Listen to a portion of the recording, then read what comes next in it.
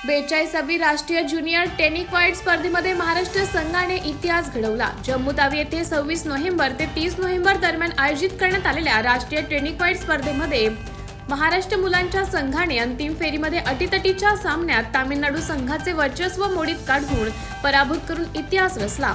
तामिळनाडू संघ पराभूत होत असतानाच दिसताच त्यांचे कोचेस, त्यांचे पंच व त्यांचे हितचिंतक यांनी सामन्यांमध्ये व्यत्यय आणण्याचा प्रयत्न केला। सर्वात आधी अंधुक प्रकाश, त्यानंतर थंड हवामान अशा अनेक प्रकारची कारणे देत सामना थांबवण्याचा प्रयत्न केला, पण तरीही रेफरी, बोर्ड आणि फेडरेशन सर्वांशी चर्चाविनिमय करून सामना खेळवण्याचा निर्णय घेतला। कॅप्टन मयूर माळी व बसवराज यांच्या खेळाने उपस्थित प्रेक्षकांच्या डोळ्यांचे पारणे फिटले। शेवटचा गुण मिळवतात जम्मूच्या धर्तीवर आपल्या महाराष्ट्राचा जय जयकार झाला।